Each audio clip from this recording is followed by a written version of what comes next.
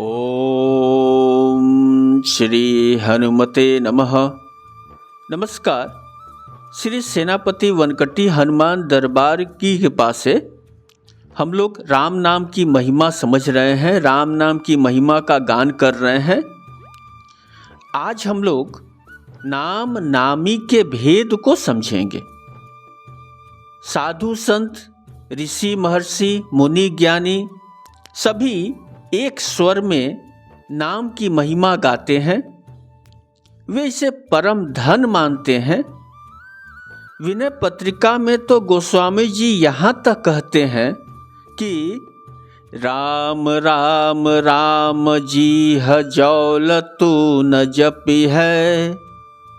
राम राम राम जी हजौल तू न जपी है। तौल तू कहूँ जायती हूँ ताप तपी है। तौल तू कहूँ जायती हूँ ताप तपी है। हे मनुष्य, एक बात बढ़िया से कान खोलकर समझ लो।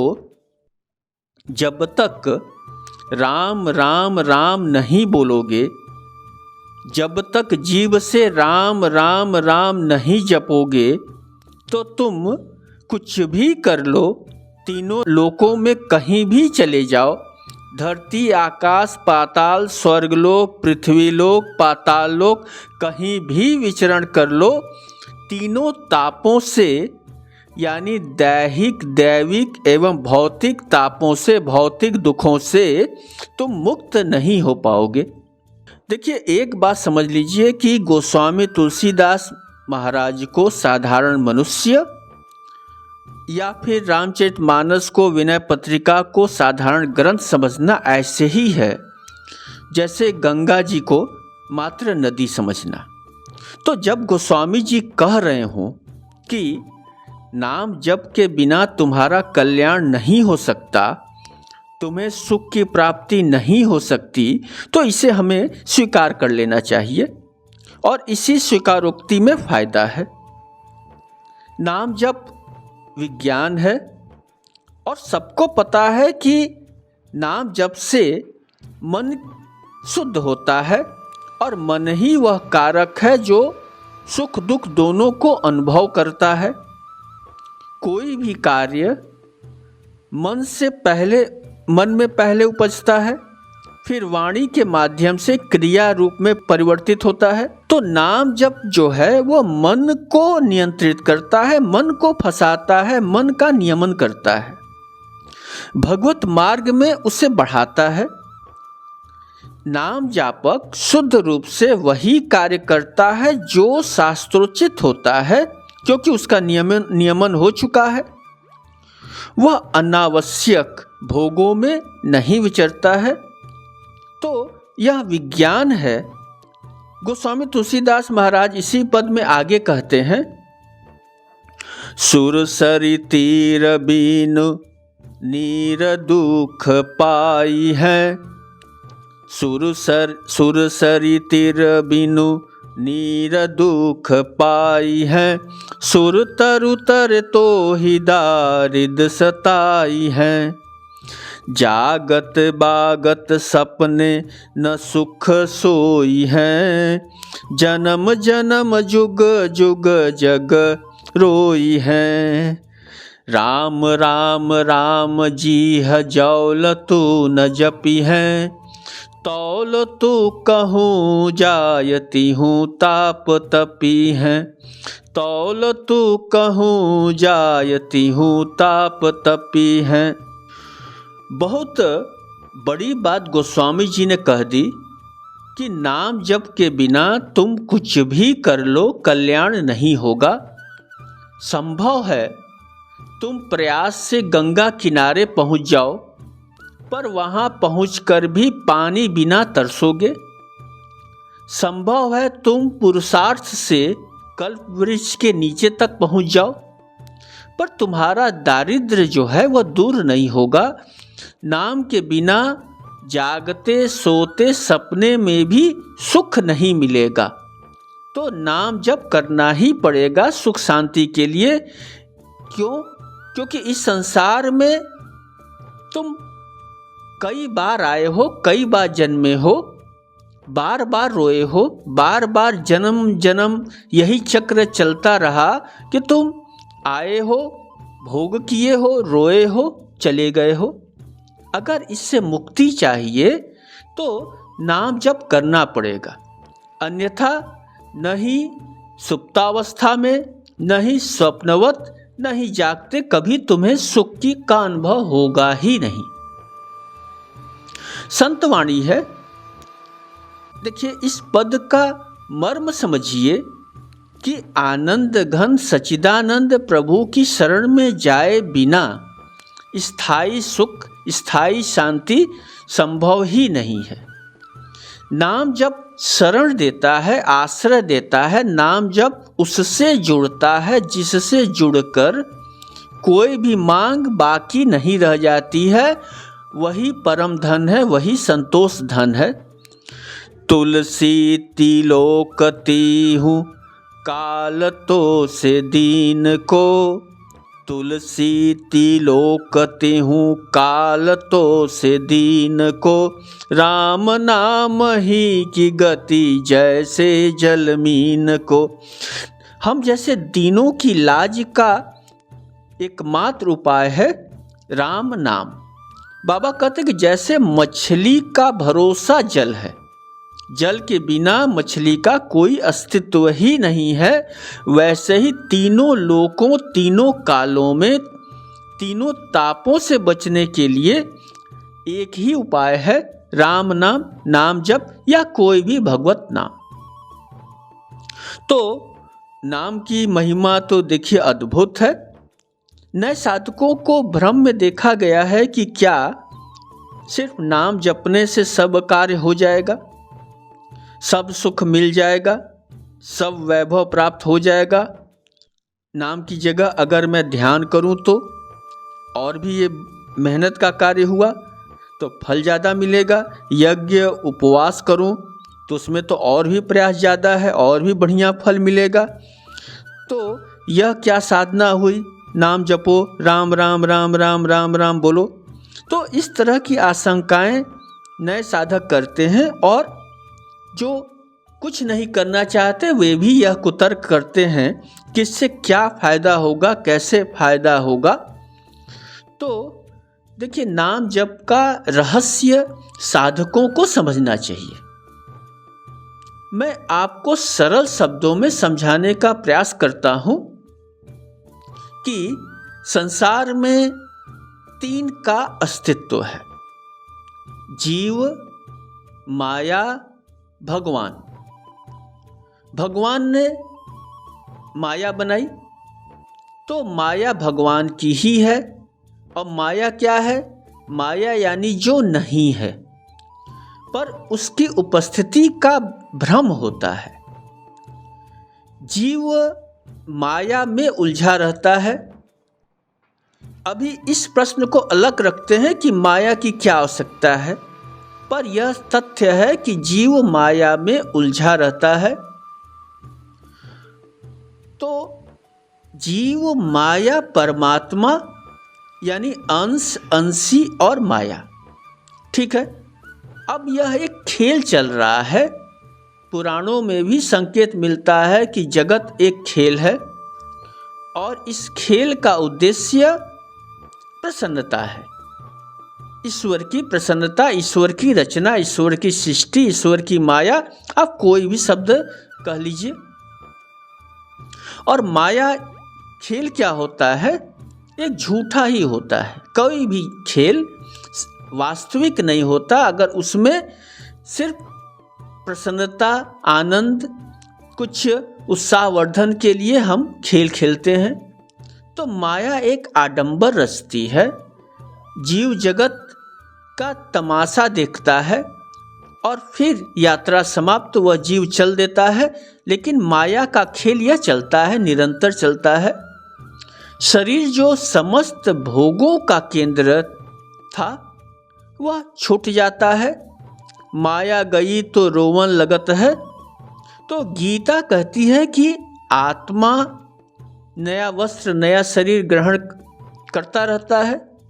गीता यह भी कहती है कि जो संत हैं, सन्यासी हैं, ध्यान योग के साधक हैं, वे साधना की उत्तम अवस्था में मुक्त हो जाते हैं। यानी यह एक मार्ग और है कि या तो हम आए, खेलें, भोगें, जाएं, रोएं, या फिर हम इस खेल से मुक्त हो जाएं।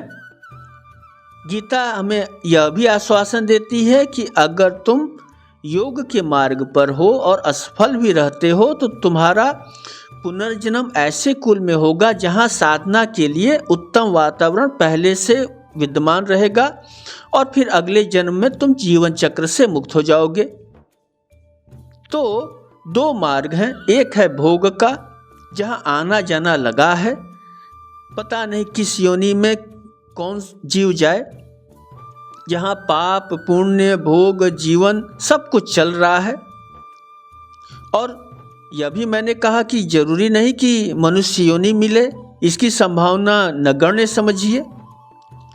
तो सृष्टि चक्र चल रहा है, दुख सुख भोग रहा है और इसी में कभी हंसना, कभी रोना, कभी आनंद, कभी विषाद। और हम में से अधिकांश लोग इसी भाव से जी रहे हैं, क्योंकि संसार में यही दिखता है, चारों तरफ यही सत्य भान प्रतीत होता है कि देखो उसका भी ऐसा हुआ, उसका भी ऐसा हुआ, वो भी मरा, वह भी मरा, वह भी मरा, तो हम भी मरेंगे। लेकिन इससे मुक्ति का भी एक मार्ग है और यह मार्ग है ईश्वर प्रेम का, ईश्वर भक्ति का, भगवत मार्ग। और नाम जप उसका एक मुख्य अवयव है। जो बुद्धिमान है, जो चालाक है, जो भक्त है, वह रात दिन सृष्टिकर्ता तक पहुंचने का जुगाड़ सोचता है। या तो आप संसार से जुड़िए या संसार को बनाने वाले से जुड़िए। संसार को बनाने वाले से जुड़ने के लिए आपको धारा के विरुद्ध यात्रा करनी पड़ेगी। यह यात्रा राधा की होगी।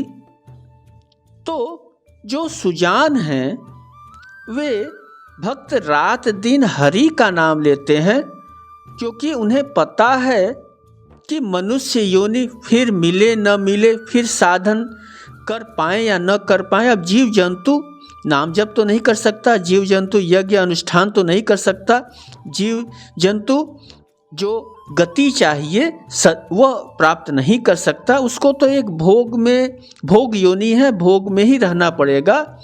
लेकिन मनुष्य की योनि एक ऐसी योनि है जिसमें योग भी है और भोग भी है। अन्य योनियों में मुक्ति का विवेक दुर्लभ है। साधक भक्त अपने को संसार में जब फंसा पाता है तो वह उसमें एक तड़पन होती है साधकों में कि माया से हम कैसे मुक्त हों, संसार से हम कैसे निकलें। तो उसे भक्त जो होता है, सुजान भक्त जो होता है, वह सृष्टिकर्ता से जुड़ने के लिए, संसार के मालिक से जुड़ने के लिए पुकारता है। वह पुकारता है कि तुम अपना लो और हमें इस खेल से निकालो, क्योंकि बहुत नाचियो मेरे गोपाल, मैं बहुत थक गया हूँ, अब मेरी दिलचस्पी, मेरी रुचि इस खेल में नहीं रही। सूरदास महाराज का एक बहुत ही प्यारा सा भजन है और इसी भाव का है। अब के माधव मोहि उधारी, अब के माधव मोहि उधारी, मगन हौ भव अम्बु निधि में, कृपा सिंधु मुरारी। हे हरि, हे माधव, अब मेरा उद्धार करो, मैं थक गया हूँ, लाखों बार करोड़ों बार जन्मा हूँ, करोड़ों बार मृत्यु को प्राप्त हुआ हूँ। यह आवागमन तो चलता रहेगा और मैं अब इस खेल में से थक गया हूँ, मेरा उद्धार करो। अब के माधव मोहि उधारी, थक्यो बीच बेहाल विहवल। मैं, हे हरि, मैं बहुत थक गया हूँ, अब बेहाल हो गया हूँ, अब मुझे निकालो।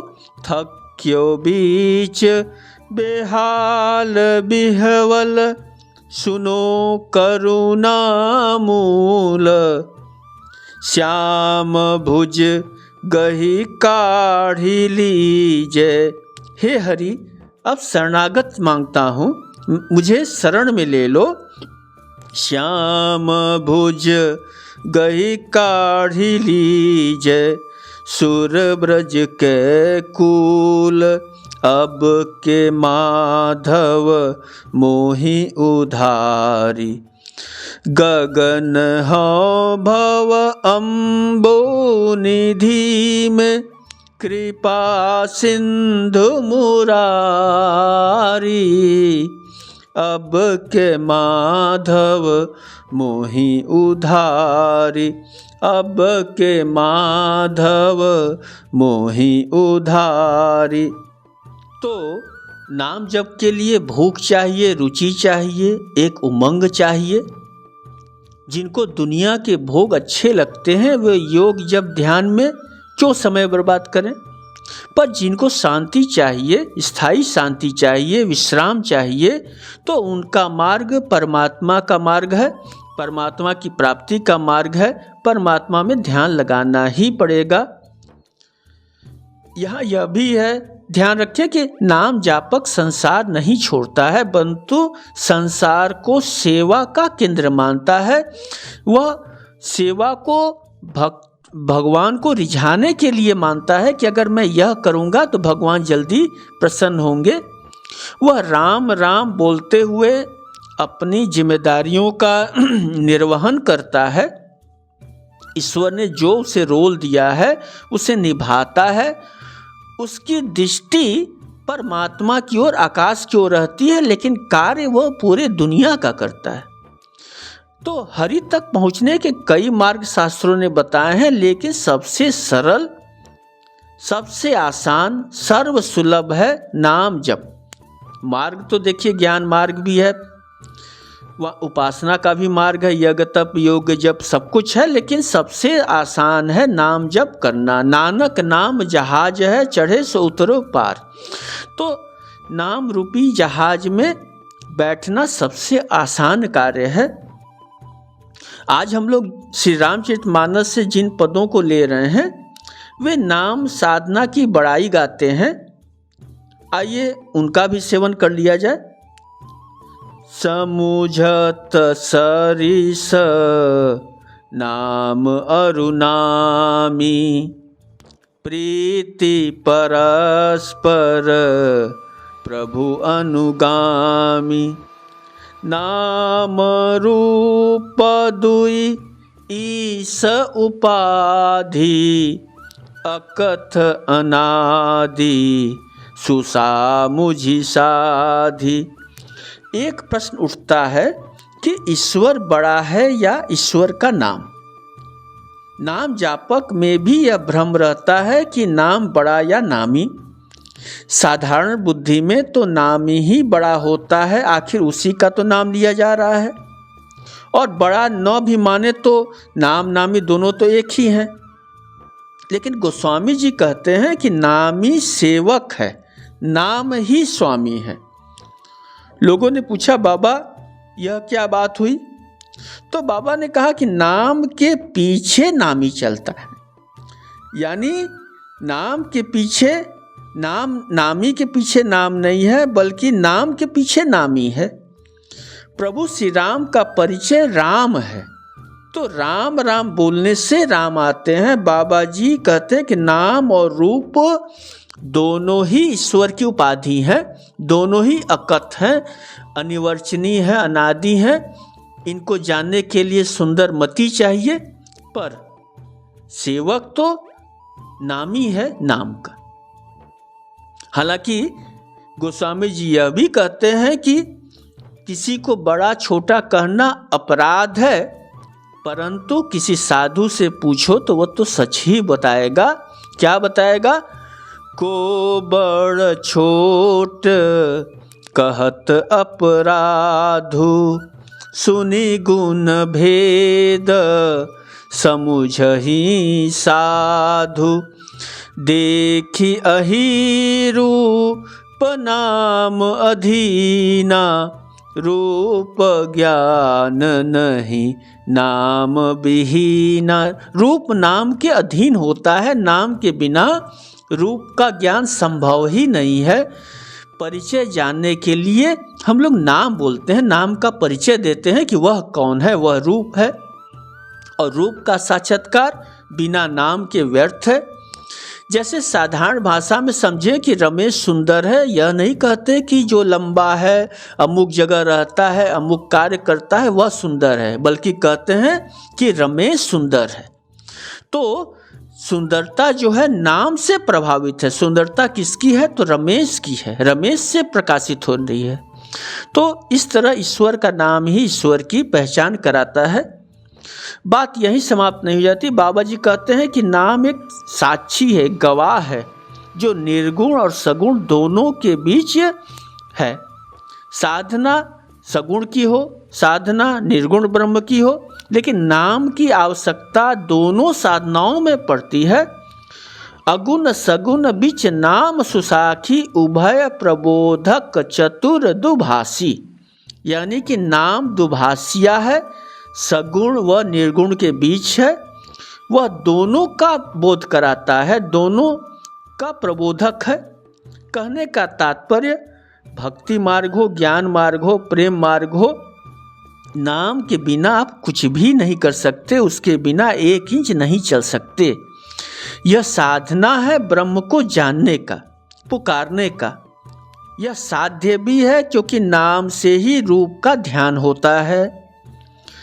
तो एही कली कालन साधन दूजा, जोग यज्ञ जप तप व्रत पूजा।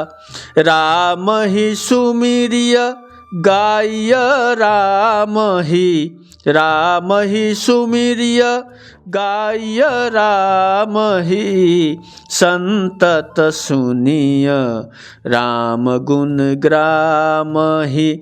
तो श्री राम जी का सुमिरन करना, गुणों को गाना, उनके गुणों को सुनना ही कल्याणकारी है और इससे बढ़कर कोई साधन नहीं है। और यह तभी संभव होगा जब हम राम राम राम निरंतर जपते रहें। तो आज बस इतना ही। नमस्कार।